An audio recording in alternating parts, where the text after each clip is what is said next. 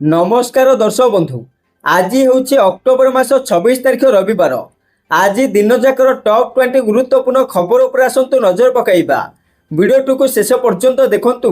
मात्र किछि समय मध्य जानिपारे आज दिनर संपूर्ण खबर। ता पूर्व चैनल नुआ थिले चैनल को सब्सक्राइब कर रखंतु। एमिति प्रतिदिन लाटेस्ट न्यूज सर्वप्रथमे देखिबा पाई। तेबे आसंतु संपूर्ण खबर उपर नजर पकाइबा। आजिर प्रथम खबर साधारण लोकों ପାଇଁ ଆସିଲା खुशी खबर। कारण सरिला कैबिनेट बैठक, चारि विभागर 5टी प्रस्ताव अनुमोदित। सेपटे मुख्यमंत्री मोहन चरण माझी अध्यक्षतार सरिला कैबिनेट बैठक। यही 19तम कैबिनेट बैठक री चारि विभागर 5टी प्रस्ताव अनुमोदित होईछि, जहाँ कार्यकारी हेबा द्वारा राज्यवासी उपकृत हेबे। जहाको दृष्टि रखी राज्य सरकार एभली निष्पत्ति नैछंती। तेबे जानंतु 5टी प्रस्ताव कौन कौन। प्रथम, आगामी 10 वर्ष पई 200टी ई बस राज्य में चलो, जो प्रथम करी अनुगुल, झारसुगुड़ा, केन्दुझर और बारिपदार 25 लेखाएं नुआ ई बस चलो।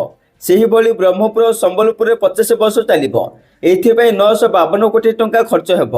द्वितीय प्रस्ताव, एणिकी यार योजना पाई खर्च राज्य सरकार निजे बहन करेंगे। एथिपाई 5 वर्ष 512 कोटी टंका व्ययबराद करा जायछि। आउ तृतीय, प्राणी संपद समृद्धि योजना अंतर्गत क्षुद्र प्राणी उन्नयन उप योजना को कैबिनेटर मोहर बाजिछि। एही योजना आसंदा 4 वर्ष पई 294 कोटी टंका व्यय अटकल करा जायछि। एही योजना द्वारा 23,735 कृषक उपकृत हेबे। राज्यर अतिरिक्त भावे 5.2 केजी मुंडा पिछा वार्षिक माछ, 7.4 केजी मुंडा पिछा वार्षिक मांस उत्पादन वृद्धि हेब। चतुर्थ प्रस्ताव, विमान चलाचल क्षेत्र पई भित्तिभूमि विकास और आधुनिकीकरण पई खर्च हेब 4,182 कोटी टंका। यहाकू कैबिनेटर मोहर बाजिछि। सेहीपरि फसल विविधीकरण कार्यक्रम पई 3 वर्ष रे खर्च हेब 1,523 कोटी टंका। तेबे आगामी दिन रे ही समस्त प्रस्ताव उपरि यथाशीघ्र काम हेब बोली कहिसंते मुख्यमंत्री मोहन माझी। परवर्ती खबर, सुभद्रा योजना को नहीं आसिला बड़ खबर। कारण सुभद्रा नुआ आवेदनकारी बड़ घोषणा करिसंते मुख्यमंत्री मोहन माझी।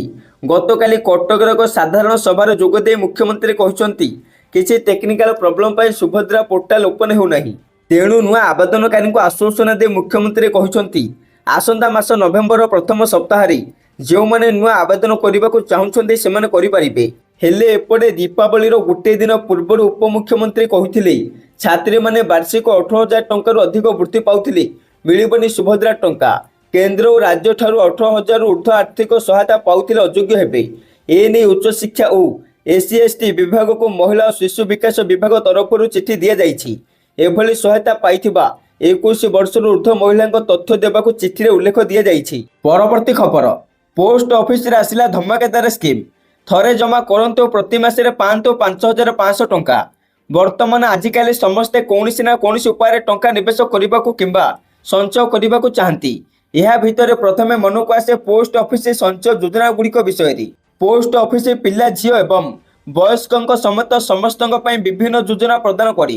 कारण अधिकांश पोस्ट ऑफिस योजना विपद मुक्त। एठारे निवेश करिथिबा आपनकर टंका सुरक्षित। यह व्यतीत यह योजना गुड़िकर सुधार आकर्षणीय एवं सरकार द्वारा ग्यारंटी। तेबे प्रति मासरे 5,550 टंका किपरि रोजगार करेंगे।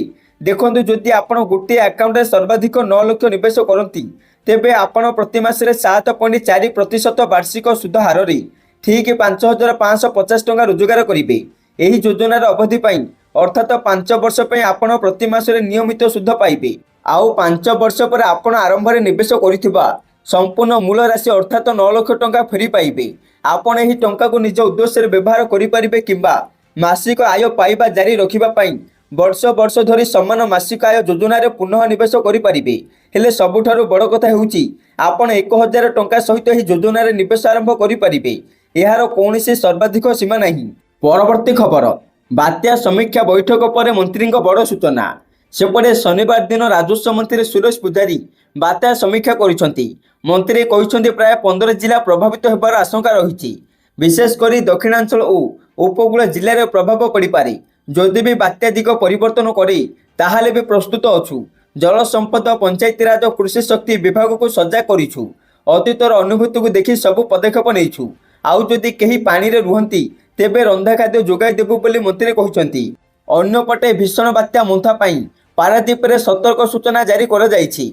ମାଇକ୍ ଦ୍ୱାରା ସତର୍କ କରାଇଲେ ମତ୍ସ୍ୟ ବିଭାଗ ଓ ସାମୁଦ୍ରିକ ପୋଲିସ। ନେହୁରୁ ବଙ୍ଗଳା ଫିସିଂ ହାର୍ବର 18 ବାଙ୍କି ଷଣ୍ଢକୁଦରେ ପ୍ରଚାର ଯୋଗେ ସତର୍କ କରାଯାଇଛି। ନୂଆ ବଜାର ଚୌମୁହାଣୀ ଅଞ୍ଚଳରେ ବି ମାଇକ୍ ଦ୍ୱାରା ସତର୍କ କରାଯାଇଛି।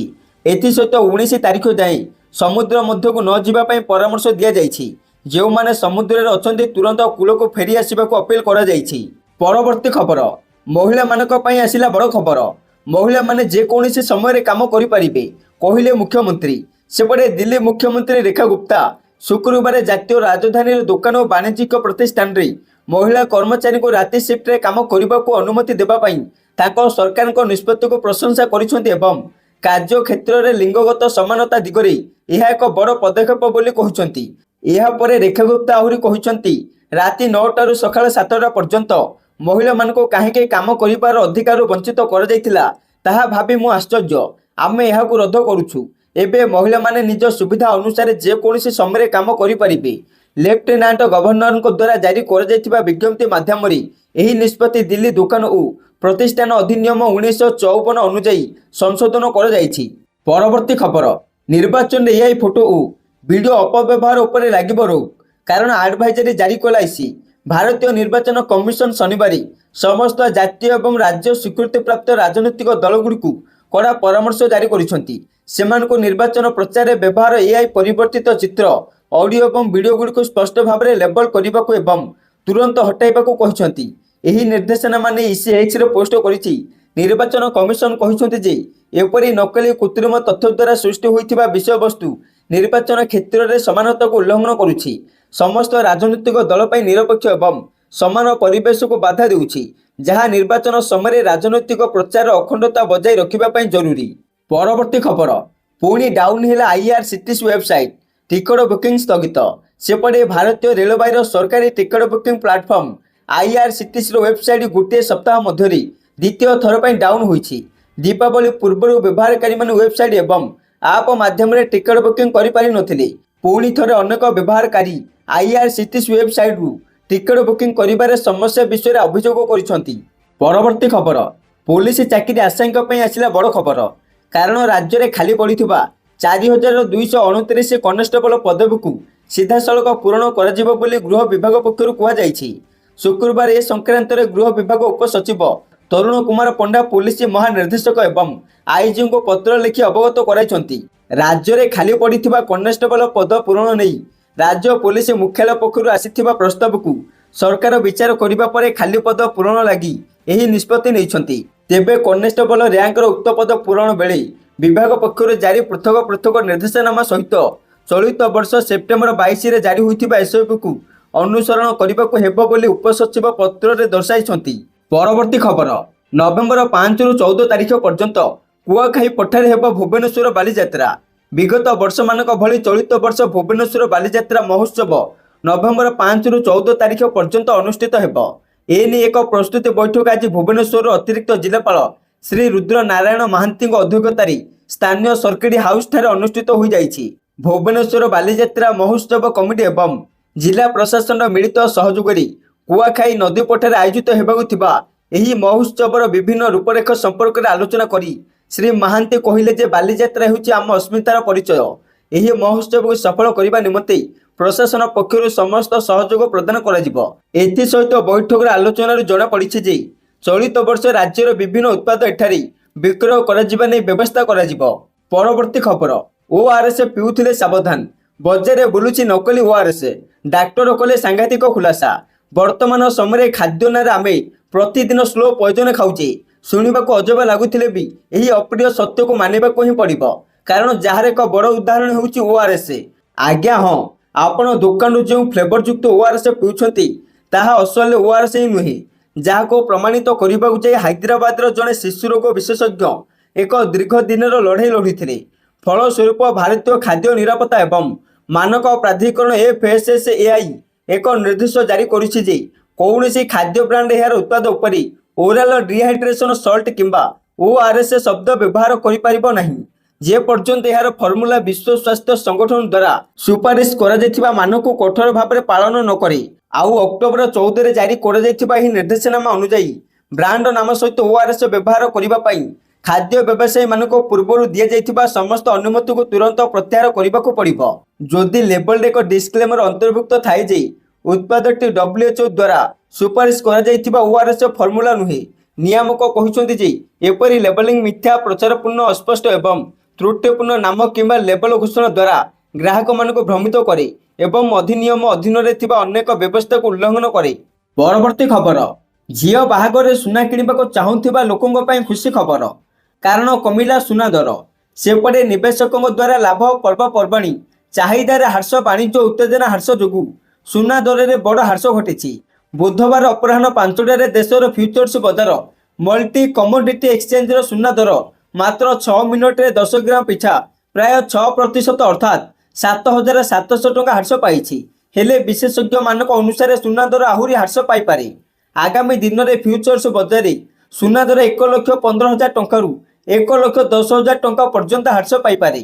ବିଶେଷ କଥା ହେଉଛି ସୁନା ଦର ଏହାର ରେକର୍ଡ ସ୍ତରରୁ ପ୍ରାୟ 12,000 ଟଙ୍କା ହ୍ରାସ ପାଇଛି। ସେପଟେ ରୂପା ଦର ମଧ୍ୟ ହ୍ରାସ ପାଇଛି।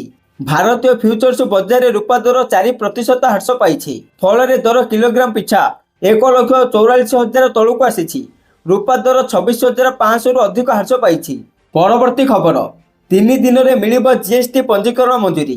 ସେପଟେ GST ହାରକୁ ସରଳ କରିବା ପରେ ଏବେ ସରକାର GST ପଞ୍ଜୀକରଣ ପ୍ରକ୍ରିୟାକୁ ସରଳ କରିବାକୁ ଯାଉଛନ୍ତି। ନଭେମ୍ବର 1ରୁ ମାତ୍ର 3 ଦିନରେ GST ପଞ୍ଜୀକରଣର ମଞ୍ଜୁରୀ ମିଳିପାରିବ।